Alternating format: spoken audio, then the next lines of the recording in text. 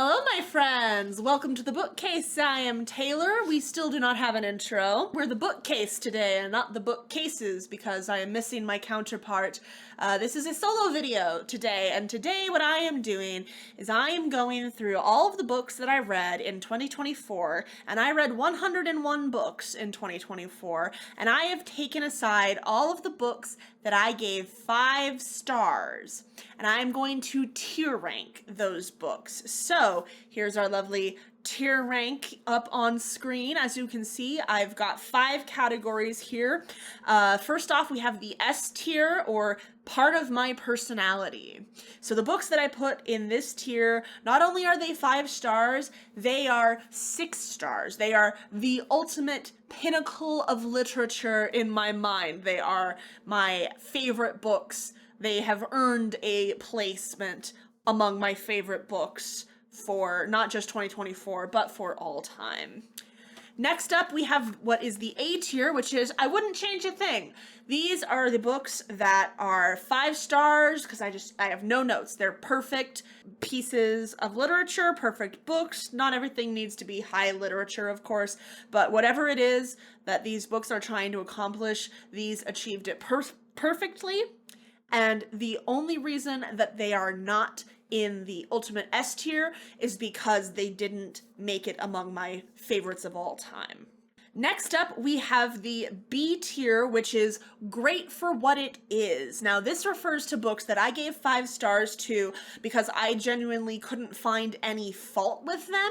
However, I don't maybe consider them to be the pinnacle of literature like I might an A tier book, and I don't even consider them near one of my favorites. I just think that this is great for what it is. Whatever this book is, whatever it was trying to accomplish, it did that to a high level of excellence. I just wouldn't say it's absolutely perfect or my all-time favorite. Then we have the C tier, which is my mind is clearer now. My mind is clearer now. These are the books, if I were to go back and reevaluate them and think about them again, I probably wouldn't give 5 stars. I would probably still give them 4 or 4.5, but I would not give them 5 out of 5 in hindsight. Just for whatever reason, when I first read them, my adrenaline was pumping. I was like, yeah, that's a 5-star book, but I no longer necessarily consider it to be a 5-star book. And then finally we have the D tier, which is a bit of a misnomer. It's not really D, as in these are books I didn't like even more than C tier. D tier is I have no memory of this place. And these are for the books that truly I don't remember enough about to know why I gave them 5 stars in the first place. I'm not anticipating that there will be too many books like that on this list. I did read all of these this year, after all. But, there might be 1 or 2 that I'm just like, what was I even thinking giving this 5 stars? Again, not necessarily that it's bad or that it didn't deserve high praise, that I have no idea why I scored it the way I did. So with that all said, let's just jump right into it. I've just uploaded all of these book covers into the Tier Maker website, and I'm just going to do them in the order that the website has arranged them. I did not change the order of them at all, so let's just jump right into it. All right, so first of all, we have 11 birthdays. All right, this right here is a perfect example of what the C tier is for. 11 birthdays is great for what it is. Or do I want to put it into I wouldn't change a thing? Here's the thing. 11 Birthdays is a middle grade book by Wendy Mass, and it basically is Groundhog Day, but with 11-year-olds. And it's very good. I like Wendy Mass a lot. She's one of my favorite young authors, like authors for young people. I read this entire series this year. There's 5 books in this world. This is the only one I gave 5 stars to. I didn't think that any of the others held up quite as well as 11 Birthdays did. I feel good about Great for What It Is. I don't think it needs to be up in I wouldn't change a thing. It is a really solid middle grade book, really solid coming of age. And I enjoyed the whole series. But yeah, I'm comfortable with this living here. Next up, we have another middle grade book. We have Princess Academy.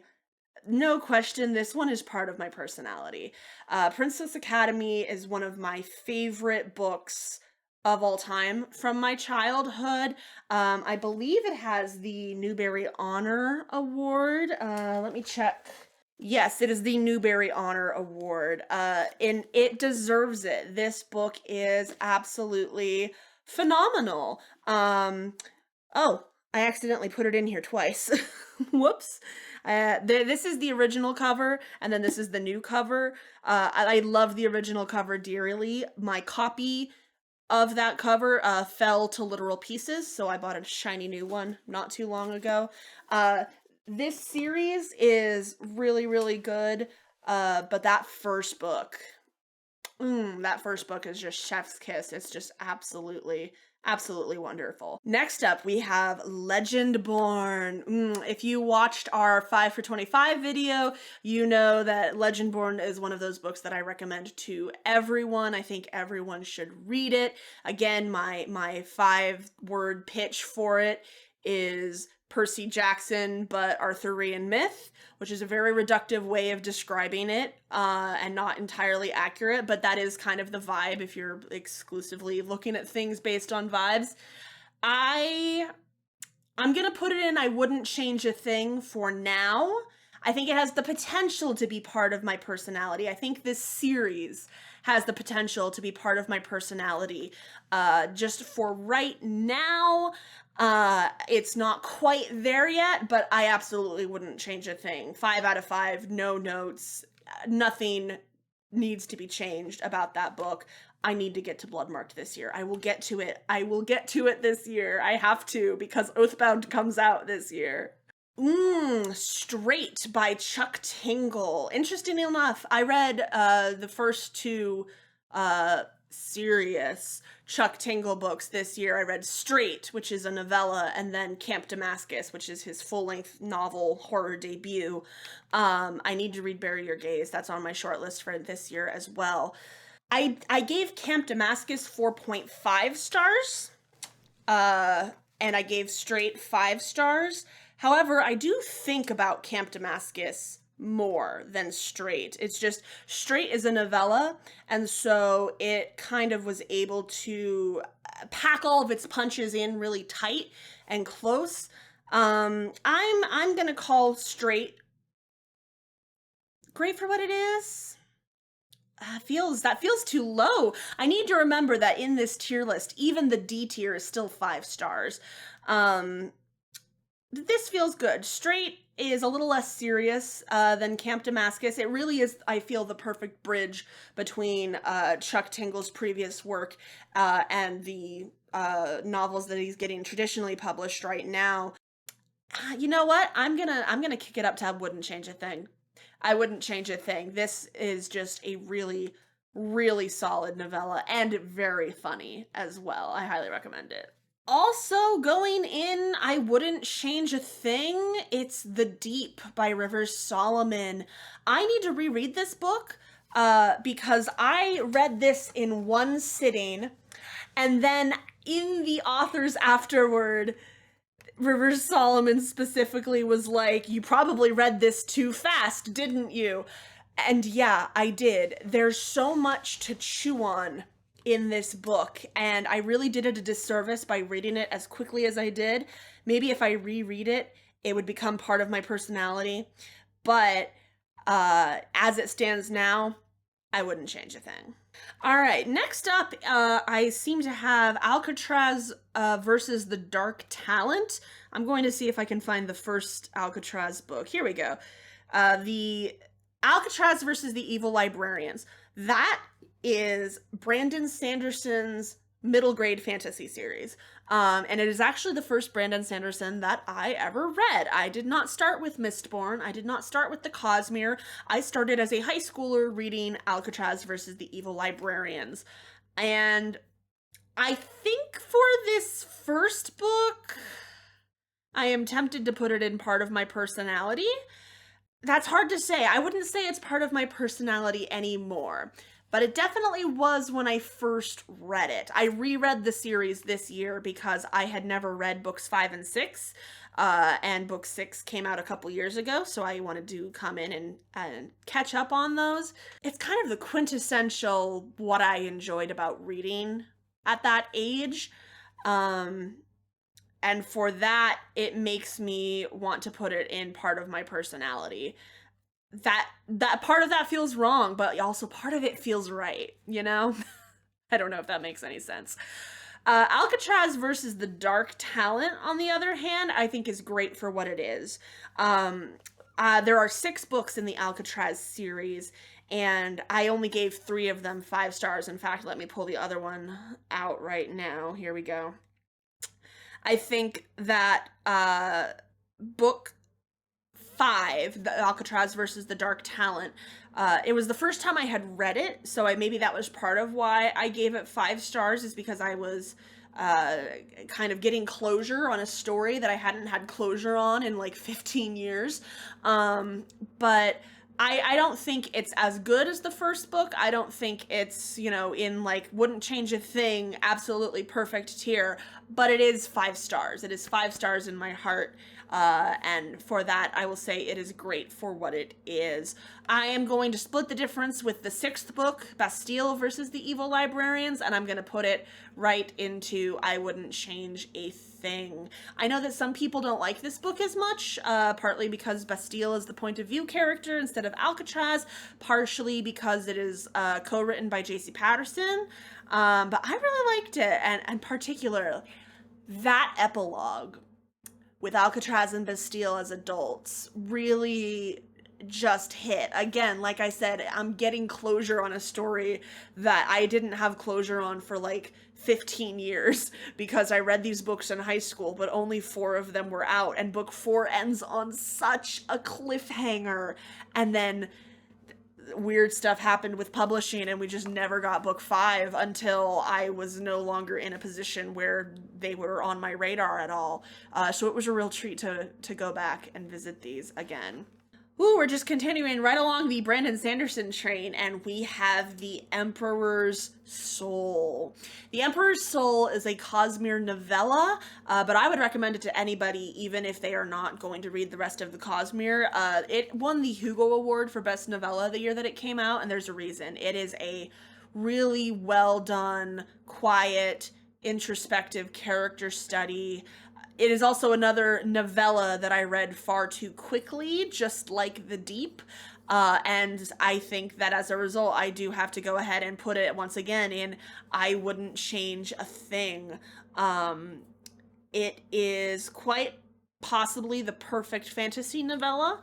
I also binge listened to it on audiobook while playing Power Wash Simulator at the same time at 1.7 speed, and I don't necessarily recommend that for this book. I think this is a book that should be read slowly and carefully, so I need to do that. And again, just like with The Deep, maybe if I do that, it will end up getting bumped up in the future. But for now, that is where I'm leaving Emperor's Soul. Moving on, we have Oathbringer by Brandon Sanderson. Let me see, is Way of Kings on here too? Yes, Way of Kings. I am putting both Way of Kings and Oathbringer into part of my personality.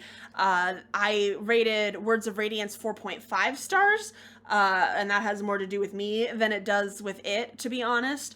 I am really loving the Stormlight Archive. I don't really know what else to say about it, honestly, other than that. I think Oathbringer is my favorite Stormlight Archive book so far. So, Stormlight Archive, part of my personality, for sure. Tomorrow and Tomorrow and Tomorrow, another book that I talked about in our 5 for 25 video. I love this book. I think about it all the time. I don't know if I would say it's part of my personality. I think I would have to say I wouldn't change a thing. This is literary fiction. I think, is it the only literary fiction on this list? It is. Everything else on this list is genre fiction, but this is literary fiction, and it is such a beautiful portrayal of humanity, of relationships, of love, of the creative process. I feel like I've talked about this book a lot recently in various videos and to various people, and I'll never get tired of talking about this book. It's wonderful. How long till Black Future Month? Listen, objectively, this should probably go in I wouldn't change a thing. Realistically, it's going to go in I have no memory of this place. Here's the thing. It deserves 5 stars. N.K. Jemisin is just as brilliant as everybody says. I devoured this when I read it last year. I loved every single story in this anthology, and I got really excited to read more of N.K. Jemisin's work. I still have not gotten to her novels, but I will say one of the reasons I hadn't gotten to them yet is because I was intimidated by their reputation, and having read this sampling of her work, I am no longer intimidated by those books' reputation. I know I'm going to love them. However, I read 3 anthologies this year, and for the other 2, after I finished a short story, I wrote a quick little summary of what I liked about it down in my spreadsheet so that I wouldn't forget. Do you want to know why I did that? I have forgotten most of the stories from How Long Till Black Future Month. I still recommend it, but I don't remember. I read this in February of last year. It's a whole year ago now, and I should have written down more about it when I first read it, but I didn't. Up next, we have the 3rd Princess Academy book. So there are 3, I have them right here. There are 3 Princess Academy books. It is a trilogy. I only grew up with the first one.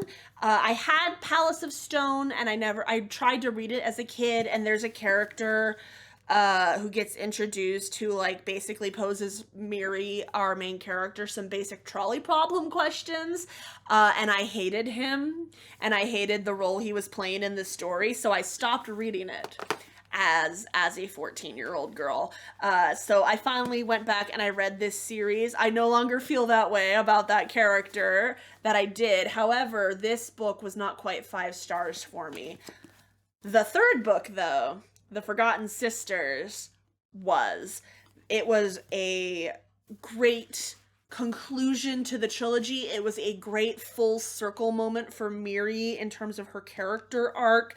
There were some loose threads that got tied up. There were some character moments that I was absolutely thrilled to see. I ended up really, really loving it. And so for that reason, I am going to put it in great for what it is. Because here's the thing. The Forgotten Sisters is great for what it is, which is the 3rd book in a middle grade fantasy-ish trilogy of books. Neither of these stack up to the Princess Academy. The Princess Academy has won the Newbery Honor Medal, and it has won it for good reason. The other 2 books are just expansions on the characters and the world, and they're very fun to read. I will probably not go back and reread those 2 unless I'm doing a reread of the full trilogy. I could read Princess Academy right now and be happy. So Princess Academy is still part of my personality, but Forgotten Sisters, it's great for what it is. Next up, we have another 3rd book in a trilogy. We have Imago by Octavia Butler, and I'm going to put that in I wouldn't change a thing. The Xenogenesis trilogy is some of the most creative sci-fi that I have ever read. If Dawn was on this list, it would probably go into part of my personality. But Dawn is not on this list because I did not read Dawn in 2024. I read it in 2023. I read Imago in 2024. And I also read Adulthood Rights in 2024. I read them back to back. I did not give Adulthood Rights 5 stars. I believe I gave it 4.5 stars. I didn't love the main character of of Adulthood Rights as much, and I felt like there were some aspects of it that were a little more open-ended, which Dawn is also open-ended, but I feel like Dawn executes its open-endedness better than Adulthood Rights did. Imago, though, maybe part of it is because of the closure that you get at the end of the novel for the full trilogy. Maybe it's because I enjoyed the main character more, but I ended up giving Imago 5 stars. I really enjoyed it, and I wouldn't change a thing about it. I think it's great. Here we have another anthology. We have Magic Has No Borders. This is an anthology of fantasy stories, of YA fantasy stories, written by authors who are part of the Indian and Desi diaspora. And I'm gonna say this is great for what it is. It's YA, again, some of the stories in it, chef's kiss, absolutely incredible. Some of them weren't as up to snuff as others, as is always going to be the case in an anthology. I did write down the things that I liked about each story in this one as opposed to the other ones, so I do have that saved. But I wouldn't say that this book can't be improved upon, and I wouldn't say that it's part of my personality, but I would say it is great for what it is. This achieves what it set out to do perfectly, which is to create a space for these authors to come and tell these stories that often are ignored. And it's really, really beautiful, and you should definitely check it out. Next up, we have The Mystery Writer by Sulari Gentill. Here's the thing about The Mystery Writer by Sulari Gentill. It's still really good. I still really like Sulari Gentill. I think that The Woman in the Library is better for multiple reasons. And I think if I'm really honest with myself, The Mystery Writer should have been 4.5 stars. My mind is clearer now. There was just some weird pacing things in the last 25% of this book that were very wild. However, I liked the ending so much that I kind of wasn't thinking about how weird that element was. And so I ended up giving it 5 stars anyway. And in retrospect, I don't know if that was 100% deserved. Definitely still read it if you like mysteries, but I don't know about it being 5 stars. The same cannot be said of The Thursday Murder Club by Richard Osman. This is going straight into part of my personality. I brought this up recently as well on a TikTok video I made about my favorite books from 2024. This book I was expecting to be a cozy mystery palette cleanser that I didn't have to think too much about or care too much about. I have books like that. Books like that have their place. This book is not a book like that. It has wormed its way into my heart and my soul. I love these characters. The mystery was so well crafted and well executed. It keeps you guessing, but it keeps you involved in the mystery solving process to the point where you feel like your guesses aren't just random. It is just, I think, quite possibly the perfect murder mystery, and I can't wait to read the rest of this series. Light from Uncommon Stars by Rika Aoki. I read this during the Trans Rights Readathon last year, and I think it's my favorite book that I read during the Trans Rights Readathon. It is absolutely amazing. There's a lot going on in this book. Don't be intimidated by reading the description. It's very manageable. There is so much going on in this book, but it has so much heart and so much soul and so much joy in the human experience and in the ups and downs that come with that. Is this book part of my personality? I don't think so. I don't find myself thinking about this book unless it's brought up to me specifically the way I do all the other books that are on that tier. But absolutely, I wouldn't change a thing. This book is perfect and everybody should read it, especially if you like donuts, violins, or deals with the devil. The Dead Cattail Assassins by P. Djeli Clark. Here's the thing, this might not make any sense, but I think that P. Djeli Clark, the author, is more part of my personality than any one of his novellas that I have read so far is. And to be clear, I own a copy of Master of Jin, but I have not read it yet. I actually only recently bought a copy. But I have read Ring Shout, I have read Black God's Drums, and I have read Dead Cattail Assassins, and then also his middle grade book, which is on this list, A Benny's Song. I think that P. Djeli Clark as an author stands out in my mind. As an author, I always want to recommend to people, as an author whose stories that I think that people should check out. However, and maybe part of this is because he writes a lot of novellas, and I find this happens quite often with novellas with me, but his stories don't stick with me long term unless I'm looking back at what I've read. Like, what I mean by that is if I'm just like sitting on the couch scrolling like TikTok or Instagram on my phone or something like that, the books that are in the top tier, I think about without any prompting. Books that are in the second tier, I have to be reminded of before I start thinking about them, and then think to myself, oh yeah, that was really good. I really liked that. These are the things I liked about it. And for that reason, I think Dead Cattail Assassin has to go into I Wouldn't Change a Thing. It is definitely my favorite P. Djeli Clark that I have read since Ring Shout. I think Ring Shout is still my favorite, but Dead Cattail Assassins does come really close, and I think it's his most creative premise of the novellas by him that I have read so far. Real quick, let's just do the other P. Djeli Clark book on this list, A Benny's Song. A Benny's Song is going into Great for What It Is, because it is a middle grade fantasy book. And I will give middle grade fantasy books 5 stars, but unless there's something that I like grew up with, like Princess Academy or Alcatraz, I usually give them 5 stars in a great for what it is type of way, where it's like, this is a perfectly executed middle grade fantasy story.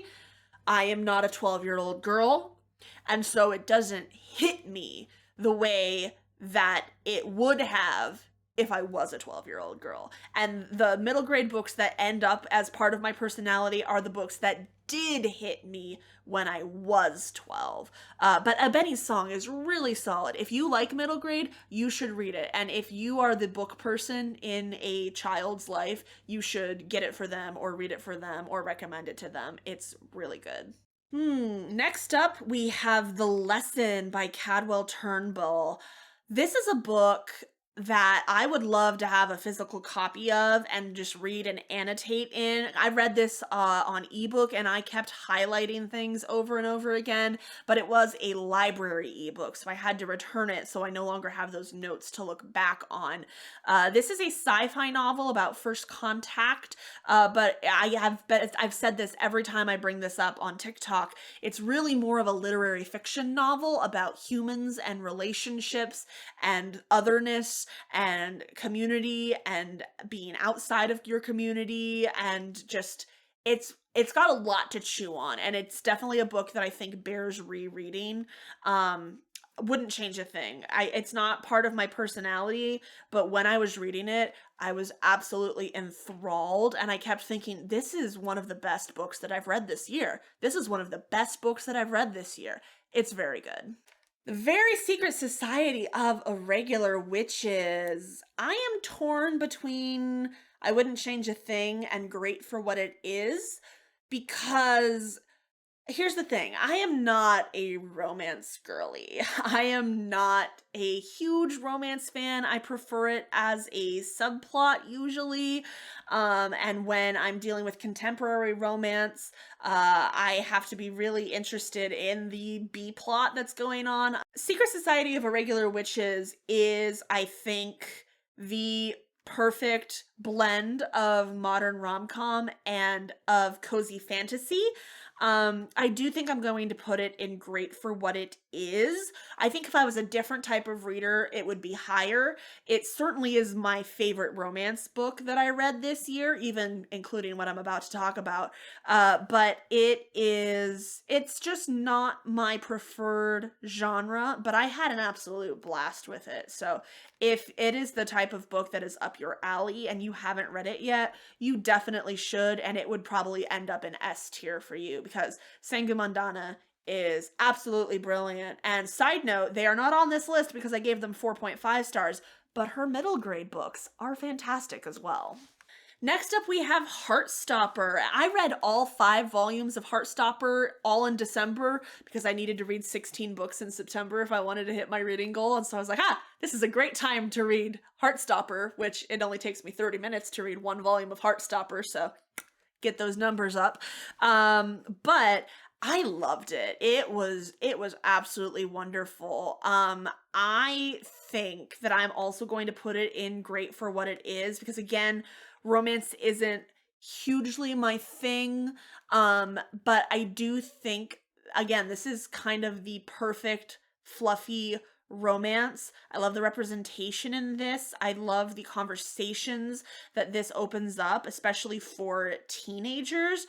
I really enjoyed this, and I am eagerly awaiting volume 6. Heartstopper, every bit as good as everybody says it is. Sunbearer Trials, I am also going to put in great for what it is, and that feels low for the Sunbearer Trials, but hear me out. I almost didn't give this book 5 stars because this is a YA fantasy book, and its teenage characters are extremely teenage, but in particular, they're very 2020s teenager. The fantasy world that this takes place in is it has modern equivalent technology. It has an Instagram that's called something slightly different. It has a TikTok that's called something slightly different. And Aiden Thomas just absolutely nails what being a teenager in today's day and age is like, and what being a teenager in this type of world would have been like. That did make it slightly unreadable to me as an almost 30-year-old woman at times. And the ending was so great and made me so hungry for the next book that I did end up bumping it up into 5 stars. But listen, kill cringe culture, kill the part of you that cringes. But the part of me that cringes is what's having me put this in great for what it is instead of I wouldn't change a thing. Because I would change something. I would make it a little bit less cringy. Bands of Mourning is part of my personality. I think all of Mistborn is part of my personality. Hang on, where's Mistborn? Oh, Mistborn Final Empire should be on this list, and I don't see it. You know what? We're going to put the extra cover of Princess Academy up there, too, after all, because Mistborn Final Empire was supposed to be on this list, because I did give that 5 stars as well. I love Mistborn. I think the only 2 Mistborn books that I have given 5 stars are Final Empire and Bands of Mourning, but I absolutely love them. And Bands of Mourning in particular, Era 2 is like handwritten just for me. It is everything that I like about fiction. It is everything that I like in characters. It is everything that I like about setting. It is everything that I like about the Cosmere. It's part of my personality. I absolutely love it. I wouldn't change a thing, and it is part of my personality. It's so good. Lost Metal, I think, is going to destroy me. And finally, we have yet again a novella that I wish had impacted me more. When I read novellas, they really hit me and they stick with me for a couple of days, but they never stick with me as long as novels do. And maybe I need to adjust the way that I read novellas. But When Among Crows by Veronica Roth is absolutely incredible. And everything that you heard last year about it being the best fantasy novella of the year is absolutely true. I don't love the Divergent series. I liked the first book as a kid, didn't love the second book, and DNF'd the third. So I don't know how Divergent ends. I was kind of skeptical when people were like, oh, Veronica Roth just released a novella and it's the greatest thing I've ever read. I was kind of skeptical and being like, really? Is this like a Fourth Wing situation where we're like, oh, it's so good, it's like Divergent? And I'm like, but is Divergent so good, actually? Veronica Roth has grown so much in her craft. I loved this book so much that I immediately went and checked out another one of her novellas from the library, which is called Art Conspirator. That I gave 4.5 stars, but I recommend it just as highly. When Among Crows is fantastic. And I am ashamed that I ever thought that Veronica Roth would not be able to pull out a story of that quality, because she absolutely did. Amazing characters, fascinating world, folklore and mythology that you don't see as much. It's just really, really good, and I was blown away by it. So, those are the 28 books that I gave 5 stars in 2024. 28?